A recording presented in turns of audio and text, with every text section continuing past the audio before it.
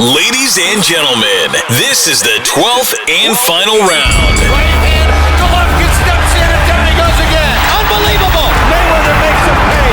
What a rookie mistake. A sensational left hook by Canelo-Kovalev. It's facts. I'm the best. You know what I mean? Sometimes I don't want to believe it myself, but it's the truth. I'm the best. I'm going to show you how great I am. From Southern California, this is the Last Round Podcast.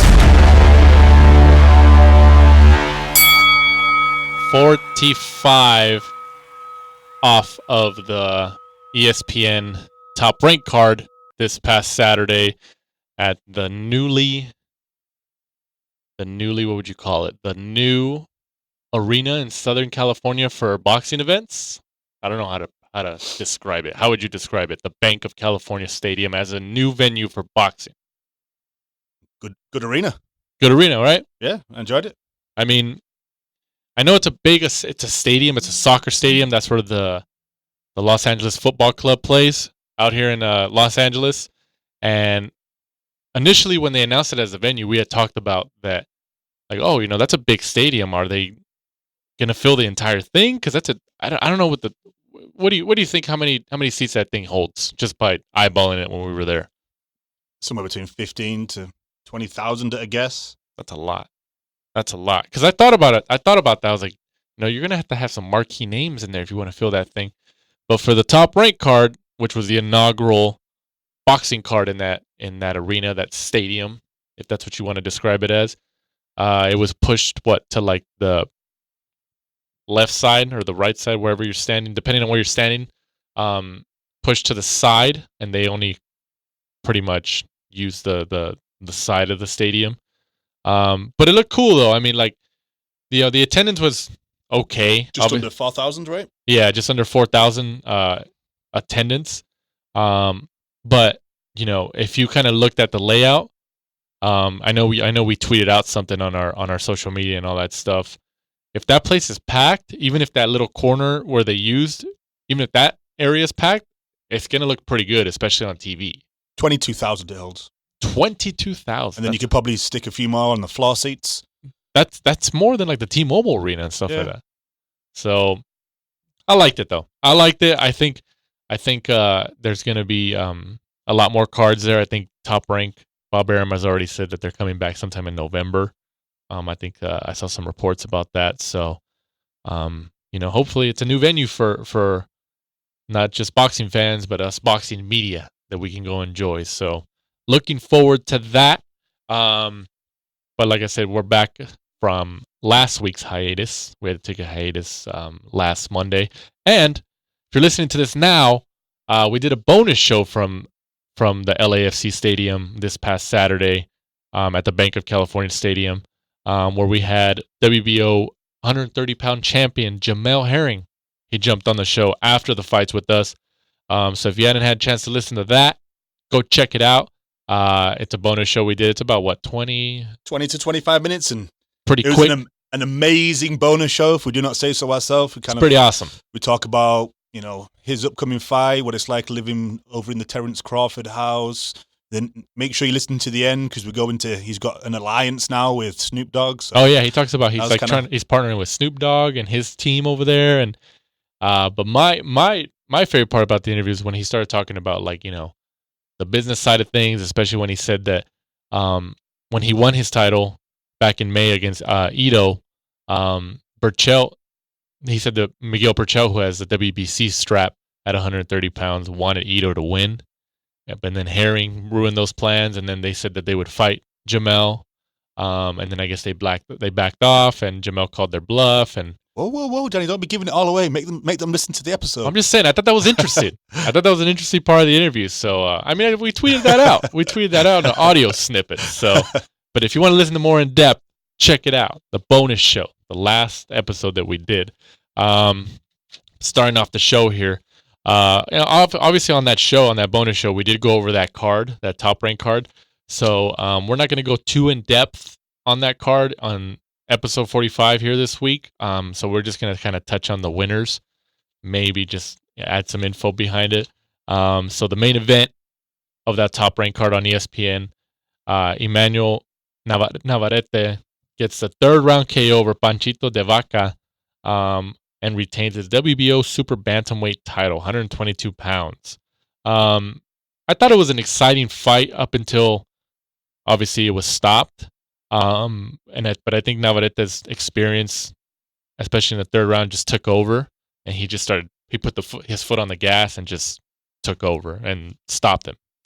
Yeah, I think Panchito started well, but I think just for that weight class, or maybe just Navarette is huge for that weight class. I think quite early on after he took some shots from Vaca, he realized that he didn't have any power, he had no pop, and after that Navarette just kind of walked him down. Dropped him fairly early on, and then in the third round just had him up against the ropes. And I think even in the sidelines we were all kind of like, ref, are you going to step in? Are you going to step in? Because he was kind of covering up and taking a lot of shots without really giving any back. Crazy. But Bob Arum said at the end there's going to be a quick turnaround for him, and Navarette should be back out September the 14th. That's insane. That's 1 month. As part of the Tyson Fury Otto Walling card in Las Vegas. Kind of as we touched on before with Jamal Herring, I think it'll be an easy run out. Probably someone that he'll look good against. Yeah, in a month's time, they can't. You're not. Yeah. People shouldn't expect a marquee name, obviously, in a month. And obviously, for our English fans, it's that weekend is a Mexican holiday, so that's probably one of the reasons Bob Arum wants to have his rising Mexican star on the Fury undercard. Well, it's not from this past Saturday. He's not a rising Mexican star. He's the best fighter in Mexico, according to Bob Arum. That's what he said. That's what he said on the broadcast. Off the top of my head, I can't think of any big Mexican names. Me neither. Not from Mexico, right? I don't think there's that many great fighters from Mexico, right? No. Yeah. If only you guys could see our faces right now. Bob's probably right, I think.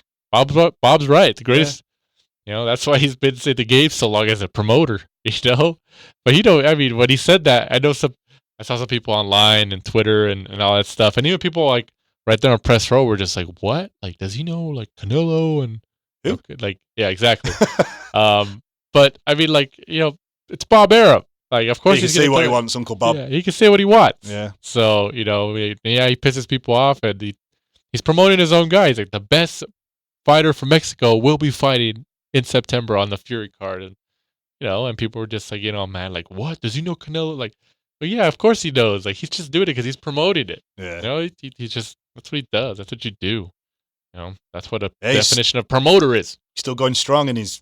What is he, 80s? I thought he was like a 99 or something. I don't know. He's still going, man. Yep. He's still going. But like you said, quick turnaround. Essentially a month. Pretty much a month.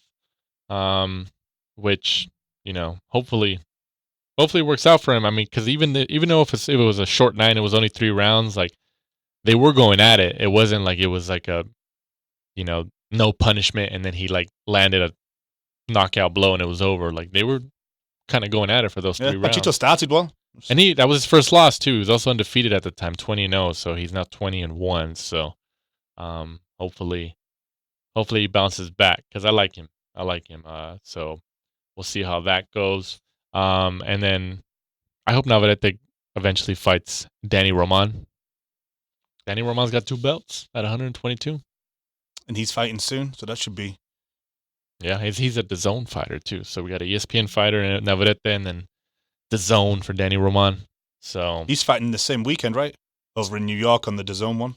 Oh, is he the same weekend? The Devin Haney and then. Oh wow, that's the right. same card. I forgot. You're right. And then the co-main for that night, which was also on the broadcast. There was only 2 fights on the broadcast. The main event and then this co-main. Jesse Magdaleno's first fight at 126 pounds. Second fight? Oh, I thought it was first fight. Really? Oh. Who was his first fight? I'd have to pull up his box rec. Oh, come on, Mike. You messed up again. It was... But Jesse, now in his second fight, Jesse Magdaleno gets the hard-fought win. It was a technical stoppage because Jesse had a bad cut. Where was the cut at? Just above his, I think it was left eyebrow. The left eyebrow? From a headbutt. Was it a headbutt or was it an elbow or something? It was an accidental headbutt. Was it a headbutt? Yeah. I thought I saw somewhere it was an elbow. Because we were right there ringside. Oh, no, you're right. Yeah, it was an elbow. I think it was an elbow. It was Van Herden's fight where the guy headbutted him. Yeah. Because being ringside is a lot harder to see certain angles than it is on TV. But this was a tough fight where he ended up beating by unanimous decision Rafael Rivera, who Rivera is no easy outing. He's been in there with Leo Santa Cruz. He's been in there with, who else was he in there with? He's been in there with Santa Cruz, and he went 12 rounds with Santa Cruz. He's also been in there. Jojo Diaz. So, and he went 12 rounds with Jojo Diaz. So Rivera's like one of those guys where he is like one of those, like, remember when Chris Arreola fought a couple weeks ago, and then somebody interviewed Wilder, and Wilder had said that Arreola is like the gatekeeper. Mm-hmm. You have to go through him before you get to the major players. Yeah, I would agree with that. I could say Rivera is about that same thing at 126 pounds. Yeah, he's one of those fighters that, is durable, hard to look good against. Yeah. He's, you're in for a tough night's work, put it that way. Yeah. No, that was tough. Rivera. No, yeah. I remember when they announced that fight, we had talked about it, saying that I mentioned that Rivera was a tough outing. I was like, they're putting him in there with Rivera? Because initially I thought this was his first fight at 126, but now it's obviously the second.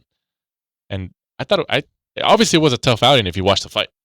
Yeah, it definitely was. And he got backed in early on a lot when the fight was first made. He came in at, I think it was 14-1. And then he was backed all the way down to 5-1. So, a lot of people agreed with you because, he's fought Leo Santa Cruz, Jojo Diaz, Joet Gonzalez, to name a few. And all those he took, the distance. So, Jesse Magdaleno coming off like a bit of a layoff. I found his first fight at featherweight was Rico Ramos in March of this year. Rico Ramos. So that was his first fight at his new weight. So, Jesse's had issues, making weight and stuff like that.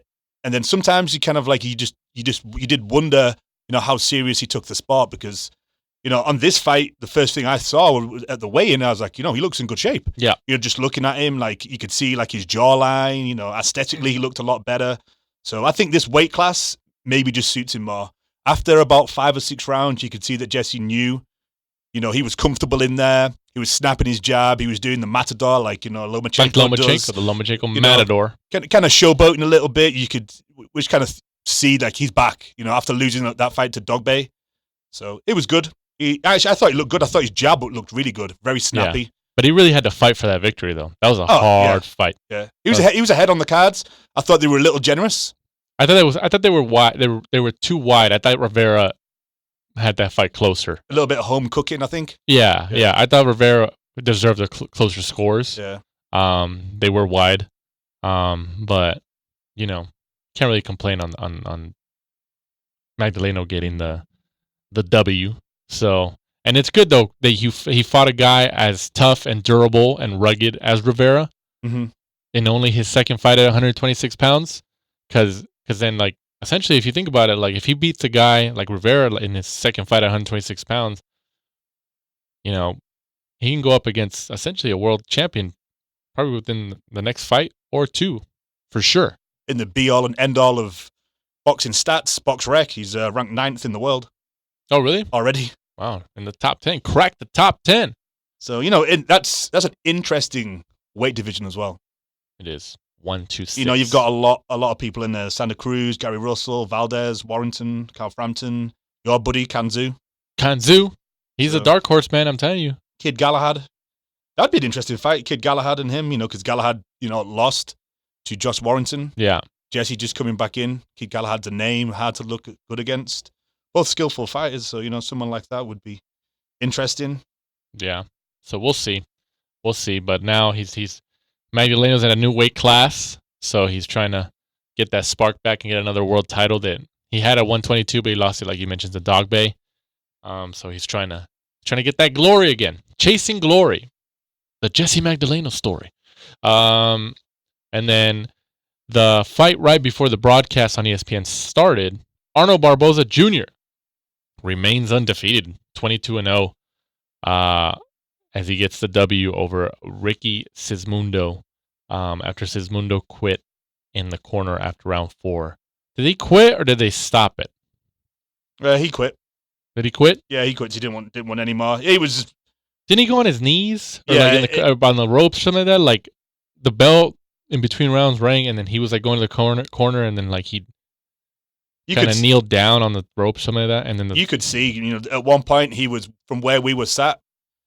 He was on the opposite rope, kind of just on the ropes, and Yeah. Barboza was just unloading on him, Yeah. and we were kind of looking at each other like, "Are you going to step in, ref?" Yeah. Like, You better step in, man. Like, we don't want to see anything bad happen again. This is ridiculous. So but it was another good performance, I think, from Barboza. People obviously, fans love a knockout. a knockout. And in his last 2 fights, he's managed to, get people out of there. Ricky Samundo had kind of, he'd had a lot of fights, but a lot of them were club fights I think he was from like British Columbia or somewhere he'd come down for this fight. So, Yeah. kind of like a padded record, I guess. But, Barboza looked good. And obviously, the fight that we were kind of talking about was it Jose Ramirez? Well, they're both top-ranked fighters. So it's right side of the street. Right side of the street. Should be easy to make. So I could see that. I could see them, now that Ramirez kind of put unified against Maurice Hooker. But I think Barboza's dangerous, though. I don't think that I don't think they're going to put. He's very technical, good fighter. I don't think that even though they're both top ranked fighters, it's obviously easier to make. Mm-hmm. I just don't see Top Rank putting those two together because Barboza is dangerous. You think they would prefer Ramirez to have the belt or belts, I guess? Well, yeah, at the moment, yeah. It's interesting, though, because, if the World Boxing Super Series goes ahead, I think they're talking about October 26th for Prograis and Taylor. Yeah, that's a really good fight. So everybody really wants to see, the winner of that against Jose Ramirez, just to see who's the number one in that weight. Will we see it? Knowing boxing, probably not. What? Why do you have to be so negative, Mike? I think it's just more. We got to throw positivity out there for the sport. I would say more realistic, Dan. Okay, realistic. I'll take that description. That's a lot better. I mean, I would love to see that. Prograis, if he wins or if Josh Taylor wins, I hope they do, go down that route to try and get the undisputed in that instead of, taking a few easy fights, earning some money here and there. But, if you were in their shoes, you'd probably do the same thing, I'll go and fight this guy for some cheaper money and this guy, Yeah. Risk of reward at the end of the day. Risk, reward. Isn't that how fights are essentially, measured now? Yeah, definitely. But they always been. I mean, especially now. Risk, reward. What are we looking at here? So that's what happens. And then also rounding up that card, there's quite a few fights on the card because, these cards with a lot of people, if you've never been to a boxing fight, like a lot of these start like 5 hours before the actual broadcast. So is this the first fight when we were there was 3:30? 3:30 and we Pacific time. We left West Coast time. What, 9, 10? Something like that. Yeah. Yeah. So it's a long day. They're long fights, and there's like 5 hours of fights before the broadcast even starts. But Chris Van Heerden, the Heat, also got the W in the unanimous decision win over. Okay, you're pronouncing this name. Aslanbek Kozayev from Russia. All right, I'm going to say you're right. 33-3-1. So Van Heerden gets the W, as I mentioned, by scores of 78-74, 79-73 twice. Van Heerden really controlled the vast majority here when we were watching it and, keeping an eye on it and stuff. So the judges obviously got it right. A real back and forth. Kozayev came in and he's one of those big, hairy Russians where you're looking at it and you're thinking like, geez, how does this guy make weight? I know. He was a solid guy. We were at that moment right when that fight was like happening, the entrances were happening. We were walking up the steps, as I mentioned, and we had that aerial view essentially of the ring and the whole venue right there. And I remember that was the first thing that you mentioned where you're just like, look at this guy. He's like this Russian, like a Bond villain. Yeah, that's what you said. That's what I was trying to figure out. I was like, you described him as something. There was a specific description. Yeah. That's what it was, because we had talked about something. You were just like, he looks like a James Bond villain. And I was like, he's kind of a big guy. He was a pretty stocky guy. He was like a throwback. Yeah, one of those throwback fighters. Big beard, big hairy back. So he's like one of those guys like you don't want to see on the streets. Just like, damn, get out of here with that. But no, Van Heerden, obviously took care of him, and then there was a couple times where like Van Heerden got hit. We were watching it, like he took some damage, but it wasn't crazy damage. It was just enough. At some points, I thought he got drawn into a bit of a back and forth battle that he didn't really need to. Being a southpaw, he's pretty skillful, real fit guy. Yeah, but I don't know whether just because he's had a lot of time off and he had quite a good support there that he kind of wanted to put on a little bit of a show. Yeah, but. He got headbutted a few times, had a cut over his eyebrow. So, I don't know whether that was a good idea, because obviously he's had a lot of time off, so obviously he doesn't need those cuts and stuff, that are going to put him out the ring for an even longer time period. But this was his second fight on his new Top Rank contract. Mm-hmm. So, hopefully... And he signed back in January, right? Signed back in January. He had a fight, was it in Orange... What's this one in Orange County? The Top Rank dude and the Pulev, where Pulev did kiss that woman. Yeah, I forgot about that. The hanger? I think he was on that card as his first one. Yeah. And then this is his second fight. And obviously now, as we're probably going to talk... I think as we're going to talk about, there's talk of him now fighting Terence Crawford. Bud. So I don't know. I mean, I know for Van Herten, he would jump at that opportunity to fight Terence Crawford. Well, he's the one who's talking about it, right? So obviously, you can't hate on that. Can't hate on that because obviously, if he can get a shot at one of the best fighters in the world, who has a world championship at one of the most lucrative weight classes in boxing, well then, yeah, you're obviously going to try that. But the fans are going to criticize Crawford even more. If we go back into this whole argument, this whole right side of the street, wrong side of the street, whatever the hell's going on with all that stuff. I mean, you never know. Crawford. I mean, what if the stars align and Van Herten gets the W and for some reason ends this Crawford train? Imagine. That would be a crazy, after the year we've had with, the underdogs coming through. It seems to be 2019 is the year of the underdog. You never know. But you think that happens though? You think Van Herten gets the shot at Crawford? I mean, who realistically? Okay, let's go through some names. Mm-hmm. Who Crawford can have as a potential opponent? It's none of the PBC guys. So maybe the only guy that might be a potential, and they would have to offer him a ton of money. And even then, you don't know, is Danny Garcia. I would say right side of the street, we've got Kell Brook, Louis Collazo, who they tried to put in there before Amir Khan. Didn't Top Rank try to make the Kell Brook fight, but the money was they just couldn't reach a deal? I believe so. Yeah. Kell Brook just wanted too much money, or they couldn't agree on money? The rumor was that, they were trying to get him in there, and then they also were trying to get Kell Brook in with Jesse Vargas, and Kell Brook was messing around. That's what they were saying. Really? Too much money. Can Kell Brook still make 147 though? I don't know what he wants to do. He's kind of going off subject a bit, but he's holding out for that Khan fight. He's holding out for something big, I think. But even then, I don't know whether he's probably done. Just with the injuries he's had. He struggles to make weight. Well, yeah, he's the just Spence, a big guy. Triple G, that's come on. Yeah, because didn't he fight Spence right after Triple G or no? Yeah, and they both did his eyes. Come eye on, sockets. Back-to-back fights. Yeah, you fight the two, arguably the two craziest punchers in the game. I don't know. I mean, but I could Kavalauskas, and then they just signed Top Rank just signed Amir Imam. See, I could see the two that I could see is Amir Imam and Chris Van Herten. I don't want to. I honestly don't really care about. Well, yeah, the fights. I mean, from a fan perspective, of course, because obviously people know how good Crawford is, and Crawford obviously knows how good he is. He knows, that's what people want to it's not necessarily his fault. It's just the politics are just so strong. Mm-hmm. But people know that. That's why people are getting so irritated with the boxing politics, because they know that these guys going up against each other, like Spence Crawford, even Porter Crawford, Garcia Crawford, whatever, or even Porter Spence who are fighting in the end of the year and all that stuff. All these guys are competitive against each other, so it'd be entertaining fights.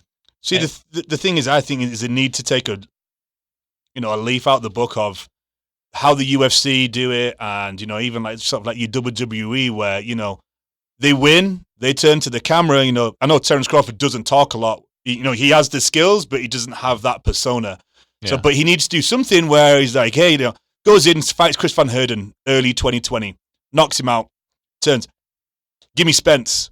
Spence goes and fights Porter, turns to the camera like if he knocks him out, give me Crawford. Yeah, get to the point where they have to do it, like your Conor McGregor's, your Nate Diaz, your Jorge Masvidal. Look at Nate Diaz this past weekend, and their pay goes up. Yeah. People want to see it, so then they actually earn more. Yeah, we're probably going to touch on it in a few weeks, but the Errol Spence and Sean Porter card is pay-per-view, and then the ticket prices are crazy. I don't think that's going to do that well. Neither of them are really realistically big names, but it's one to talk about in a few weeks. But I'm sure though, because we had a conversation with somebody at this past Saturday at Top Rank card, and they made a good point, which is right. When we didn't think about it, even though it's true. It's Fox pay-per-view, and I think around that time when this happens, football season's already going to start in the U.S. So and obviously Fox is going to push this fight. They're going to promote this fight on all their platforms. They're going to promote it on their football broadcasts. And football, for our fans like overseas and other countries, American football is ridiculously popular. They get a ton, millions of views, millions of viewers on whatever channel they're on, ESPN, Fox. They get a ton of viewers. So if you advertise during that, it's huge. It's huge. And if obviously Fox is going to push it. So, they can obviously, move the needle by just their promo machine. But, it's still going to be difficult. See, It's still going to be difficult. It is, but they're going to try to push it. We're kind of talking about this early, but, we were, as you said, we were talking to somebody about this on the weekend, and they were predicting, it was going to sell like fairly high numbers, but I disagree. It's $75, right? I don't even know. Say if it's $75. And a previous Manny Pacquiao fight was $75. Right. You don't go in there and pay $75 for a Ferrari and then go in there and pay $75 for a Ford Focus. No, you're right. So why would you? I didn't know you were a car guy, Mike. I just wanted give someone an analogy they can look at. It's like you're right. Me personally, as a boxing fan, I wouldn't pay the same price if they're going to do pay-per-view. Make it cheaper. This isn't a Terrence. This isn't a Manny Pacquiao, Keith Thurman main event. Right. Nowhere near. Right. Well, that's what I mean. Like, obviously the pay-per-view star. The pay-per-view stars legitimately, like worldwide, and I'm talking about worldwide, are Canelo, Pacquiao, Navarette. I mean, who legitimately? I'm talking about like legit. Anthony Joshua, the heavyweights. Would you call Joshua worldwide though? In England, he is. I would say he is, yeah.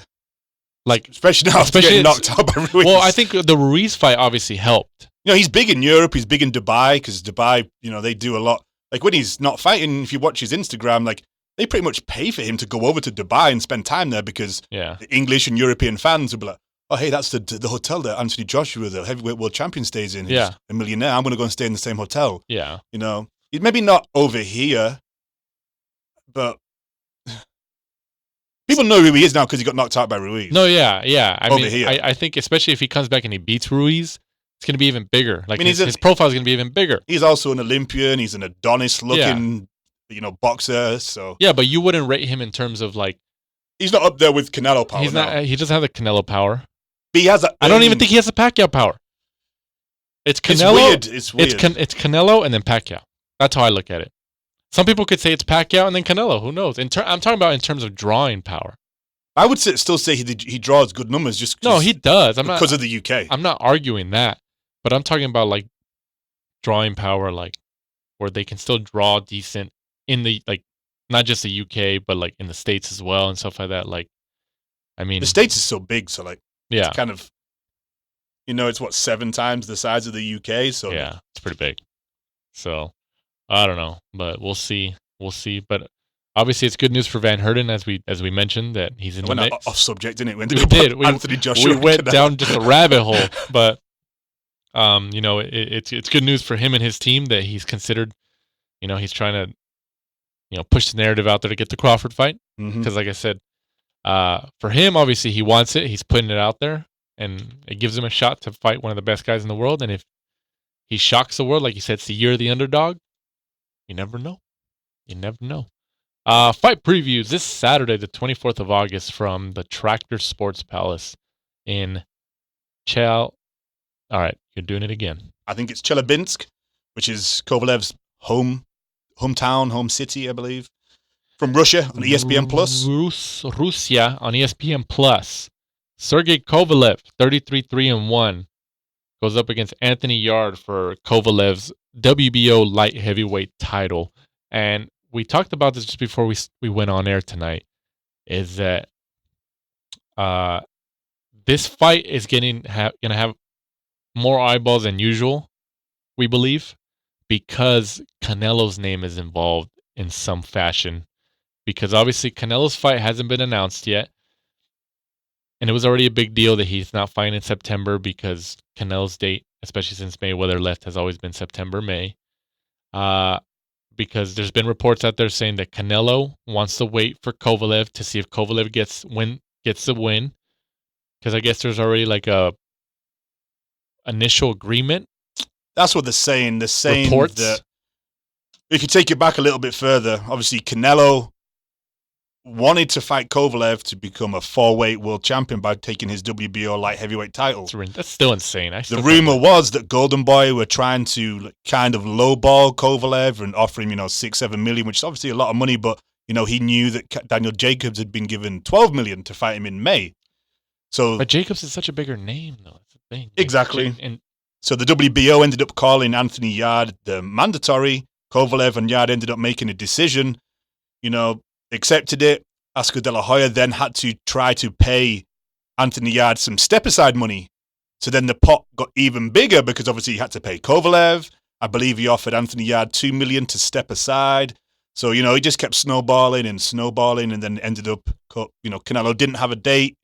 He ended up going, he's now, going for an operation, they say. And, we ended up with Kovalev and Yarde. That's crazy to think about, huh? If you think about, like, step-aside money, like, who would have thought, like, I'm sure Anthony Yarde didn't, like, come into boxing and think, like, oh, I'm going to get I could get an offer of pretty good chunk of change just to step aside just so my opponent can fight a star.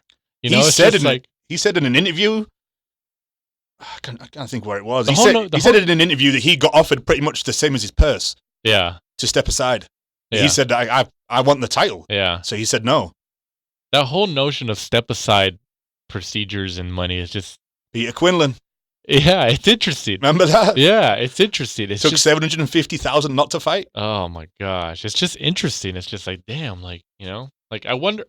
That's something to think about. Like I wonder what fighter in the history of boxing to this point has the most money in terms of step aside money. Like how many times? Like oh yeah, I took step aside money. I took step aside money.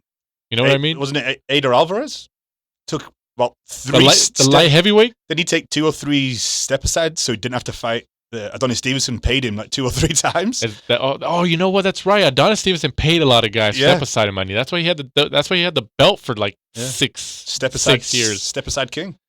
That's true. Yeah, that's true. I forgot.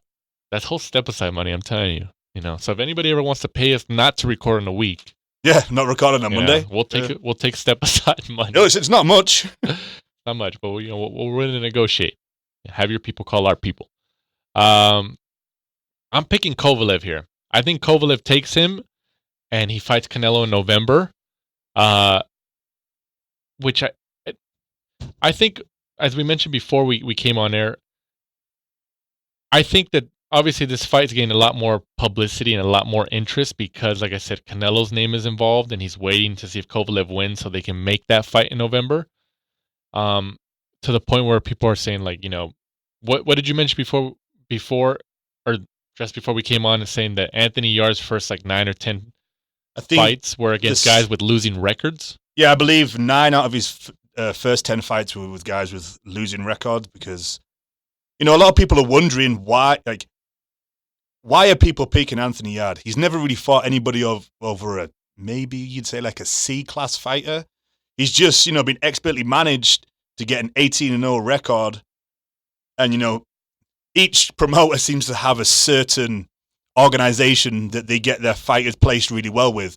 Frank Warren seems to be the WBO. Oh, yeah. Bob Arum, WBO. Yeah. Eddie Hearn always seems to be the WBA. Yeah. You're right. Yeah. So he seems to have shot up those rankings. I mean, we had a guest on in one of our past episodes who off air told us some stuff about the rankings, and he was just like, oh yeah, that's how it is. Yeah. So, but I think with the whole Anthony Yarde thing, like, you got to also think about it. The Rock promoted this fight. That's right. I don't know if you remember that. Yeah. Anthony Yarde had like posted something, or BT Sport, or I don't know, one of those. It was a UK media outlet. Mm-hmm. They posted something, a video of Anthony Yarde where he's talking about like, I'm gonna do the Rock's pose if I win or something like that. And the Rock responded in like a tweet saying like, oh yeah, like that's awesome, and he's just like two warriors, Kovalev and Yarde. So he put it out there, like, so that they were probably like, hell yeah, he's promoted it. Yeah, and this is another example of how we were kind of touching on, fighters and stuff like that need to put themselves in positions by, talking the talk. Yeah. So obviously, look at what happens. Yeah, and then obviously his coach, his trainer, and Tunde Ajayi, he's been out there, if you remember a few weeks ago, saying how, Andre Ward isn't as skillful as Anthony Yarde. A lot of ex-boxers and, media were like, what the hell is wrong with this guy? It's just called promo. It's promo. Exactly. But the thing people is, talking. Exactly. That's what I was going to say. It gets people talking. It doesn't matter whether it's, he's crazy. You're still talking about that fight. Crazy. You get to the point where, your blood's boiling. Like, what's wrong with this guy? Isn't he? He's nowhere near as good as Andre Ward. It's just triggering people. Exactly. Yeah. But he was doing that perfectly in the build-up to the fight. Until you've signed it on the dotted line, that you've got that fight, Tunde Ajayi was just there feeding the media little snippets, crazy little things he was saying, like Anthony Yarde's going to go to the backyard, knock him out in the first round, but it made people talk about the fight, Yeah. He talked it into fruition, so. Imagine well, I think regardless that even if there was no Canelo news involved in this or something like that, like the fact that this fight's going to be in Russia, not just in Russia, but in Kovalev's hometown, I mean, like, even if unless Yarde knocks him out, you really think Kovalev's not going to get the decision? It's in Russia. Oh, yeah. So, like, I think Yarde has to think. Yarde has to think about that in terms of saying, like, I have to stop him. You can't go to decision. You can't. You cannot. You cannot. We're talking about home cooking. This is Russia. Yeah, it's just interesting as well. With Kovalev recently had that issue with. The lady on the plane. Supposedly, that's something like that, yeah. So, over the last 2 years, he's popped up a lot, like with outside things, supposedly punching a woman up in Big Bear. Yeah. The one on the plane, his heavily drinking and, changing trainers and stuff like that. So you've got to wonder whether any of that is going to be a bit of a sideshow for him. Like, is he going to be fully equipped and ready for the fight? But, he's got a very experienced, very good trainer in Buddy McGirt, who we had on here recently and kind of, touched on the fight before it was officially confirmed. So, no, you're right. I think Kovalev, though, I agree with you. I think Kovalev stops him. I think Kovalev will be similar to the style of fight when he regained the title against Alvarez. I think he'll go back to his, the amateur, just on the move constantly, jab, move. Because Anthony Yarde's a really big. This is on DAZN? Oh, ESPN Plus. ESPN Plus. So it's going to be in the middle of the afternoon for us. Yeah. I still think it's so wild that he's likely going to face Canelo at 175 pounds. I can't wait for that fight. That's insane. That's insane. I still can't get over that. It's not even real yet. I don't know whether, because his fight's supposed to be November, right? Yeah. So August 24th. November 2nd. I think November 2nd is what we're hearing. Is that 6 weeks? What are we at? September, August. October. No, my bad. You're looking at what, 10 weeks? Yeah, just about. That's not too bad. As long as he doesn't take any damage in the fight, it's not. Well, that's why. Like, I hope Golden Boy has a list of backups for Canelo's, because like if he doesn't fight, oof. Not only Canelo's going to be pissed, the zone's going to be pissed. So we're both picking Kovalev. I'm picking Kovalev by stoppage in the 5th. I think Kovalev. I say 5th. UD. I think it'll be a unanimous decision. Really? Maybe a late stoppage. I think he stops him in the 5th. You think that 5th early? or 6th? 5th or 6th. So, but you never know. Does Anthony Yarde get the Canelo fight if he wins? No. Yeah, you're right. He doesn't. But he gets the title though. He got what he wanted. Yeah, and then obviously probably a rematch clause, I would imagine, into it. Oh no, it's mandatory, so no. So it's his. He's good. So we'll see. We'll see how it goes. But that's definitely going to be interesting, because if Kovalev wins, they're going to ask him in the ring, hey, Canelo, is it going to happen? Like, you think it's one of those, like, remember when Triple G and Canelo fought the first time? When Canelo beat Chavez Jr., they announced the Triple G fight right after that, literally in the ring. You think it's going to be something like that, where Kovalev's going to be like, yeah, he's like, yeah, we're going to go after Canelo. he may say they're obviously going to ask. They're obviously going to mention Canelo's name. Oh, definitely. I think he may say, he wants him, or he'll do some kind of call out like, "Hey, Canelo, where are you?" That sort of stuff. But Canelo's the big dog.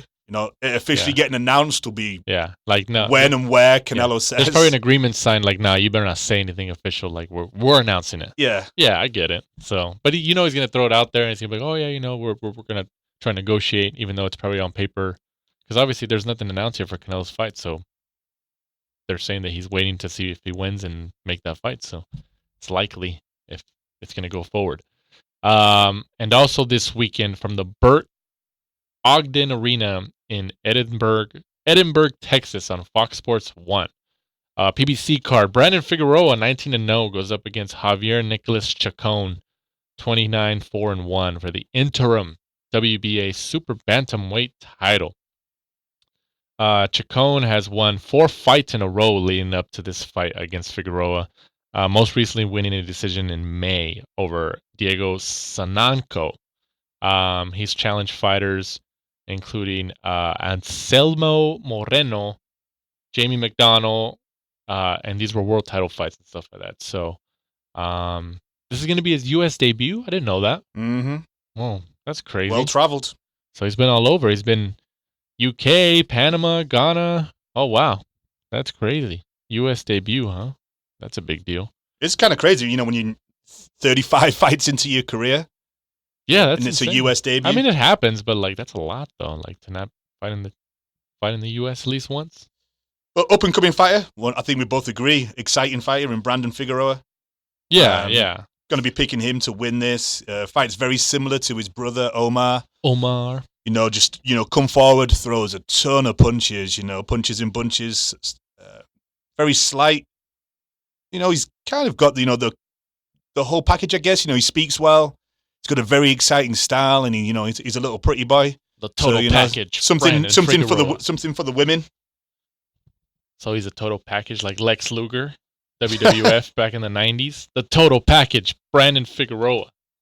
That should be a pretty fun fight. I think Brandon Figueroa by KO, I think. Yeah, I think he stops him, but he's usually pretty in pretty exciting fights. He's got a pretty decent style. He's been busy this year as well, Figueroa. So he's putting in the work. So it's working out for him. And also this weekend, on the DAZN card from, all right, I'm going to pronounce this, and then you're going to give it a shot later. From El Centro de Usos Múltiples in Hermosillo, Sonora, Mexico. Juan Francisco Estrada, 39-3, goes up against Dwayne Beeman for Estrada's WBC Superfly title. And this is in Mexico, which somebody told me because we're, just to kind of sidetrack about the whole Saudi Arabia Ruiz Joshua fight, that there's travel advisories from the U.S. State Department to travel over there. Somebody was saying that there's travel advisories. It's the same type of travel advisory to this location in Mexico. Eddie Hearn said it on I think it was an IFL TV. Is that what it was? Yeah, that's what I think. That it was Eddie Hearn. Yeah, so because he was kind of laughing that people were saying that, because he was saying this weekend I think it's either Sonora was the same level or even lower. Yeah, that you shouldn't go to that area. So he was kind of laughing about all the drama that people have been saying about Saudi Arabia, but it's kind of a whole podcast by itself. It is. We can dedicate a whole hour to just that whole topic. Yeah. But this is essentially just kind of showcase fight. This is in front of Estrada's home crowd, to defend his world title. Estrada should win this fight. This is mostly a fight for his, like I said, for his home turf. A homecoming with his fans. A homecoming with the belt, I guess, would be a good way to kind of describe it. So, I'm picking Estrada. Decision, knockout, stoppage. I think by knockout.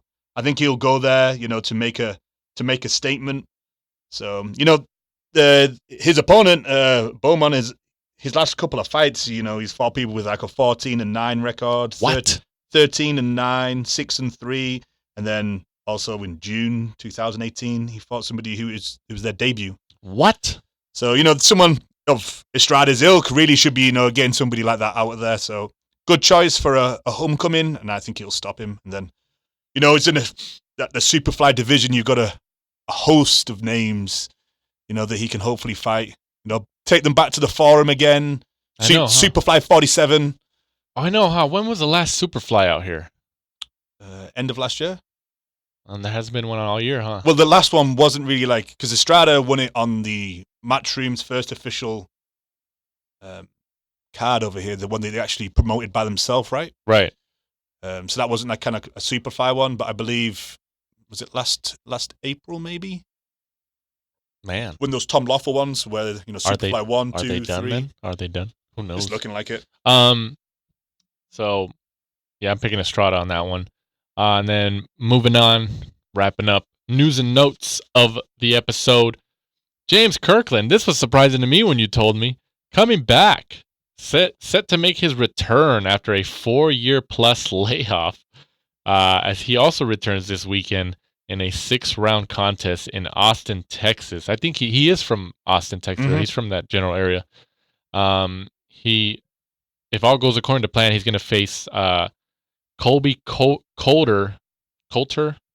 How do you pronounce that? I would have said Coulter. Coulter. Yeah. You're saying it with your accent. I don't know. This guy is 13-14 with 10 KOs. He's a 33-year-old club fighter from Missouri who has faced and lost to the likes of Rob Brandt, Anthony Sims Jr., who's been on the show before, Jamal James, and Antoine Douglas. I thought Kirkland did when he stopped, when he did not, because he was supposed to fight Cotto like 4 years ago. Mm-hmm. And then I forgot what happened. What happened there? The fight fell through for some reason. Because they had a press conference and everything. Yeah. Like, it was going forward. And then after that, he just kind of stopped. And I don't even know if he ever said he actually officially retired. I think he just stopped. Yeah, he kind of just fell out, didn't he? I think. And I thought, okay, maybe that's over. Because it was like 1 year passed, 2 year passed, 3 year passed. Like, okay, yeah, it's over. He suffered that knockout loss to Canelo. Yeah, at the Houston Astros Stadium. That was nasty, man. That's one of those. And the first round, he came out like a bulldog, too. That knockout gets showed up over and over and over again. You want to show somebody like, oh, this is a boxing knockout? You show them that. But James Kirkland, is he still trained by? Because I know for the Canelo fight, he left Ann Wolf, but then there was talk of him. I don't know much about what he's doing now, but there was rumors that he was going to go back there. Because that's where he was during his heyday. Yeah, that's crazy. I can't believe. Imagine the world we live in if James Kirkland comes back and fights, and then comes back like next year and fights like 4 times, and then in the next year and a half he finds himself back in the mix with Maidana. You never know. You never know, man. Crazier things have happened in the sport, so we'll see. We'll see how it goes. And then probably the most significant news of the week, or at least one of them. BJ Saunders, your countryman, leaves Frank Warren after how many years? How long was he with Frank Warren? I think he's been Frank Warren since he turned pro. That's insane. I think. So BJ Saunders leaves Frank Warren and joins Eddie Hearn's Matchroom Boxing. Who would have thunk it? Right side of the street. Hey, that's a smart move. Because he probably told Frank Warren, like, hey, you got to let me out. It's like, because obviously we can't make these fights with these guys. It's going to be harder. If you just let me go and make my money with Eddie Hearn, he's got Triple G, he's got Canelo over there, Triple G, Andrade. They got all the marquee middleweight names. Essentially the only one that's outside of the wrong side of the street, if you want to call it, is Charlo. Yeah, but like the big fights, all of them. And Callum Smith was one 168. You missed out. It's a big fight in terms of titles, and it's also a big, in terms of the UK base. Like Saunders, Saunders can literally because I think he said in the interview when Eddie Hearn announced him that he can still make 160 or he can go 168. And Eddie Hearn said he's like, we can make a huge stadium fight between him and Callum Smith in the UK. So, say we're wrong. Anthony Yarde beats Kovalev. Wait, what? Why are you even thinking that way? We're never wrong. Billy Joe Saunders and Canelo in November 2nd. What? I think that's too fast. You think? Yeah, I think that's too fast. Well, you never know, though. DAZN could flex the muscle and be like, nope, you're doing it. You never know. I think that does Saunders fight Canelo or Triple G first? Or does Triple G and Canelo fight first? And then he gets the winner. Oh, I got you. I did it. See, I think Triple G would be... Because Canelo's got a longer career. Triple G's coming to the end of his career. So I would have thought, they would go Billy Joe Saunders, Triple G, and then Billy Joe Saunders, Canelo. But throwing in the other part of the question is what comes first. I think... See, depends on how it falls. I would say, if everything goes as planned, then we see Canelo, Triple G, 3 May, and then Billy Joe Saunders comes into the mix with the winner or loser of that. Maybe. So say, here we go. I'll answer it. Why don't we throw... Look. Okay, go. I think Triple G, Canelo in May. Canelo wins. So Billy Joe Saunders fights the loser in Triple G, and then goes on to fight the winner, Canelo, down the line as well. I can see that. Just an age thing, I think Triple G. No, you're right. I can see that. Honestly, we're forgetting about Jacobs.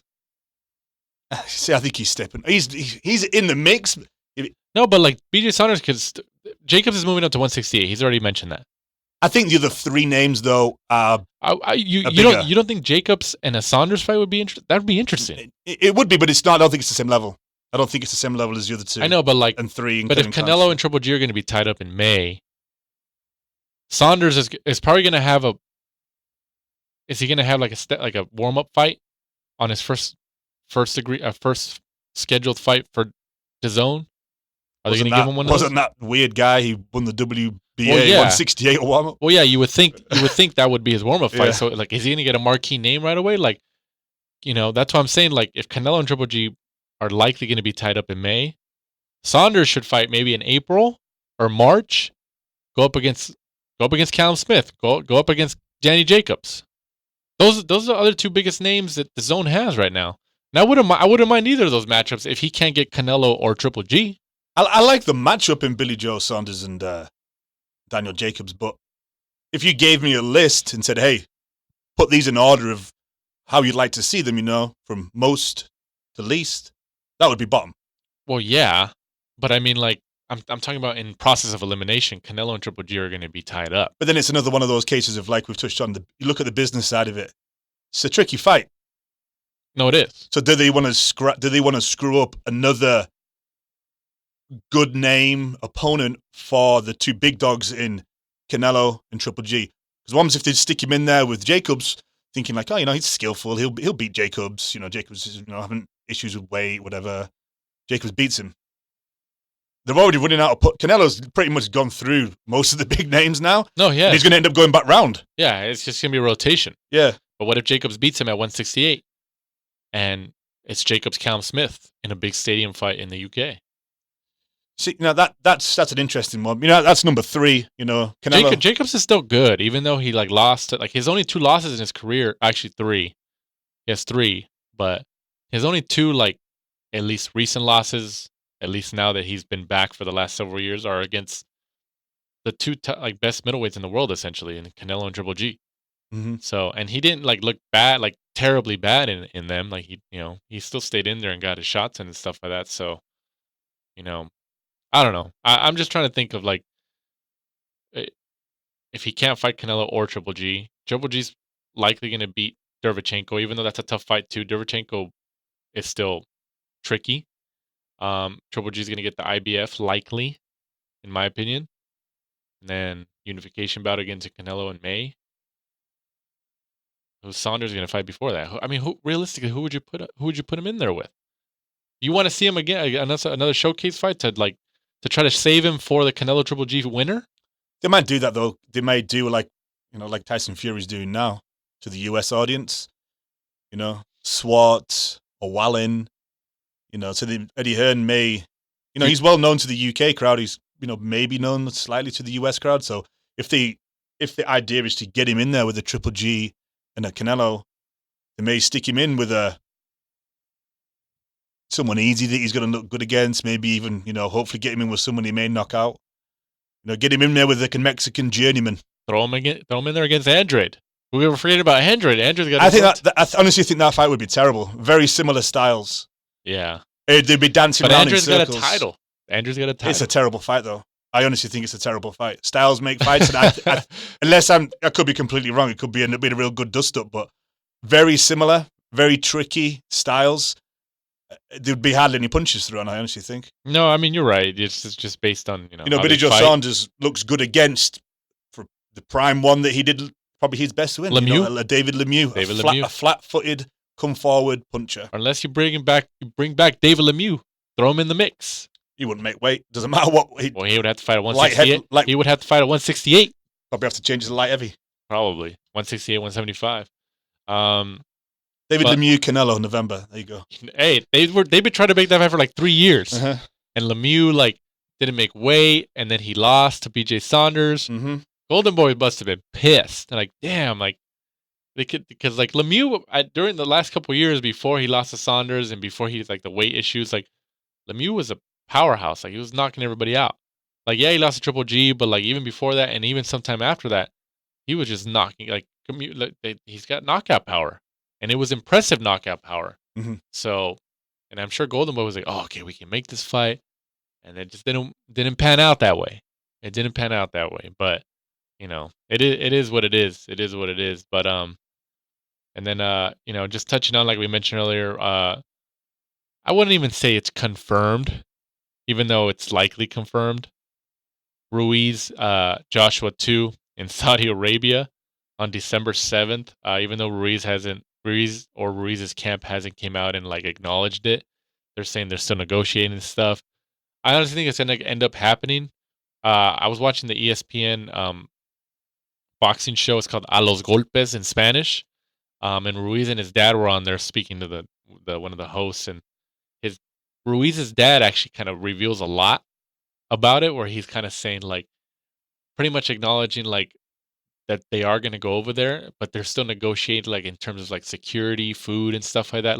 I think they're trying to sweeten the pot in terms of saying look, they know they have to go over there because they signed the contract and stuff, and they don't want to be tied up in a legal battle because it's not gonna let any of them fight, and they're gonna lose money in the system. And his dad in Spanish had said yeah, they're still negotiating. They're trying to sweeten the pot with security detail and food and stuff like that. So I think they're trying to okay, well, look, if we're gonna go over there, we'll do it. We won't make a fuss out of it, but you're gonna have to give us 24/7 security, all this free food. They're trying to get the little things like that where it's okay, whatever, I mean, it's likely he probably won't get more than he was promised in the contract, but I think it's just it's a whole cluster. It's ridiculous what's going on there. I think it'll go ahead. I think, like you touched on, I think he's just trying to get a little bit more, trying to squeeze as much as he can. Because I think essentially, no one's seen the contracts, and everyone keeps talking about this. Everybody talks about oh yeah, this says say that. Yeah. And people say it's gospel. No, nobody's seen it. It doesn't matter who you are. As far as I can tell, I think it sounds like, the contract was written. They gave him a chance, and they were kind of okay, if you win, this is how much you get, and you'll fight wherever we tell you. Yeah, yeah. And he was earning. What did he earn? Something the year before he got $30,000 for a fight. Yeah. He was mentioning that the money. So I'm sure he was jumping at the chance to sign that contract. So I'm hoping that they don't turn around and start pulling shenanigans and being hey, I want this, I want that, and the fight drops through and it ends up in a legal war because he's now a millionaire because they gave him that chance, and rightly so. He jumped on it. And he won. He took advantage. Exactly. I think it'll go ahead, and I think he's just trying to squeeze as much as he can out of it. And, fair play to him. He's a nice guy. We had him on here just before. So I just hope he doesn't spend it all, buying a Rolls Royce and a mansion and chains and stuff like that. So, So we'll see. We'll see how it turns out as the days and weeks come by. But once again, thank you guys for listening to episode 45 of the Last Round podcast. Like I said earlier, make sure to listen to our bonus show where we had WBO 130-pound world champion Jamel Herring on this past Saturday at the Top Rank card in Los Angeles on ESPN. Mike, tell them where to follow us on social media. So Instagram and Twitter at The Last Round 12, and join us next week for the review of Kovalev and Yarde, and we'll be previewing the big fight of Lomachenko and Luke Campbell over in the UK. I heard that. And so once again, for Michael Shepard, I'm Danny Z. This is the last round. Thanks for supporting and listening to the show. Follow us at The Last Round 12 on social media. Rate, review, and subscribe. This is The Last Round.